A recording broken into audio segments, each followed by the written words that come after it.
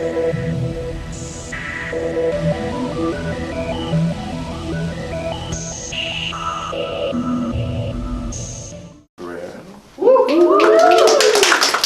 San Francisco-based writer and educator.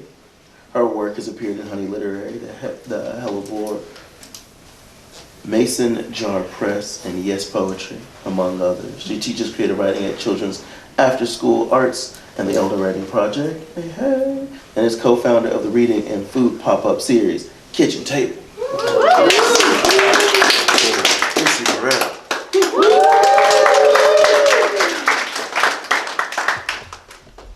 I'm so honored to be here celebrating with all of these incredible poets. Thank you to Kevin, the living room, the Alton. It's just such a pleasure to be here. And I am very much on the same wavelength as Judy, the ancestor poet that came to mind immediately for me was Lucille Clifton. She's someone whose work I just return to over and over again, and every time it just hits me. So I'm going to share a poem of hers about being a Lucie, and then a poem of mine about being a Lucie. Sorry. I turned it off. I'm sorry. Okay. What? Stop. Stop it. Where's my grandson? This poem is called Lucie and Her Girls. Lucie is the ocean extended by her girls, are the river fed by Lucie, is the sun reflected through her girls, are the moon lighted by Lucie, is the history of her girls, are the place where Lucie was going. That's Lucille Clifton.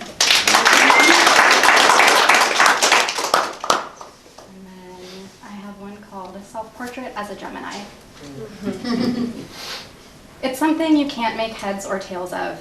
I scorn nicknames, but adorn myself in the misspellings. On my fake ID, I was Lucie with a Y, and that bitch was a mess. But at least she managed to tuck me into bed each night. Okay, so that's not true. More often than not, she'd curl up on the floor after crying into the toilet bowl. But always, without fail, she'd shimmer her way home. Plastic Arizona license in the back pocket of her skinny jeans. That's beside the point.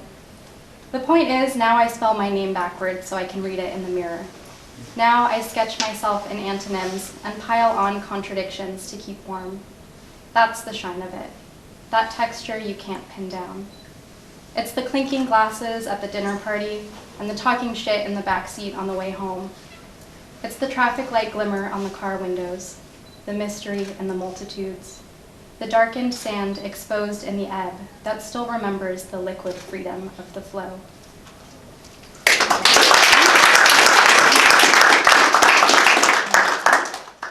Speaking of being on the same wavelength as Judy, I also have a Godzilla poem, so I love a theme for tonight, very specific theme. This one's called If I Was Godzilla in San Francisco. I would stroll down Market Street without stepping on the cracks, and I'd squash Salesforce Tower under my heel. That stupid fucking dildo of a building, that alarmingly irregular spike on the city's electrocardiogram. Just grind it into the pavement and let the dust linger. I'd scoop all the traffic from the Bay Bridge with my pinky, like a Q-tip in the groove of an ear. Then I'd pet all the cable cars until they purred, and I'd tilt Coit Tower just for fun, so the tourists could take posed photos like they do in Pisa. I would bend all the bars at Alcatraz and let the ghosts roam free. After that, I'd take a bath in Stowe Lake, and I'd let the ducks nest on my kneecaps, because that would be cute as shit. When I got hungry, I would snack on a bison or two, and brush with a eucalyptus to freshen the breath. At sunset, I would let the frigid tide at Ocean Beach wash over my scaly toes, and in the face of the endless waves, I would finally know what it's like to feel small. I would laugh when I made the snowy plovers scatter, and I would cry because I made the snowy plovers scatter.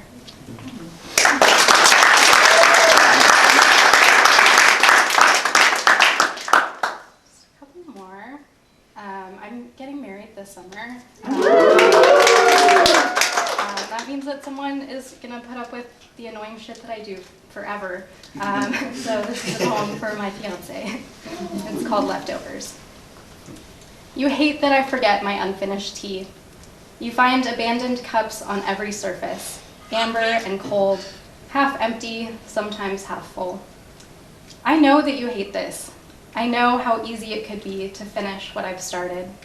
Dispose of the drudges from a morning in motion. Let the remnants circle the drain, a little cyclone of closure. But I lead a life stitched with loose ends, and you won't let me kiss you with lipstick on. So I find other ways to leave echoes, to graffiti myself onto your memory. I was here, I was here, I was here. So many other leftovers you love, stained secondhand sweaters, and kitchen utensils belonging to no one. A house stocked with souvenirs of roommates past. I think if I'd come to you shiny and new, you'd have hardly known what to do with me. My undrunk tea, your magpie eyes, how lucky to live with complaints such as these. I'm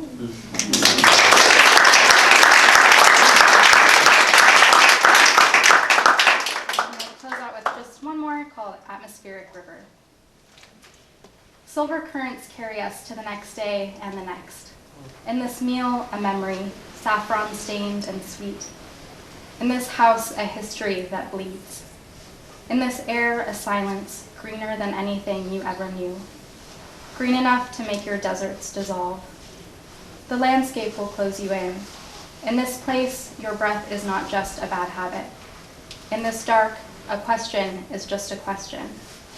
The sky is wet, and the water is air, and the atmosphere is a river, and you will open your sails and welcome the flood, knowing that sinking wouldn't be the worst thing.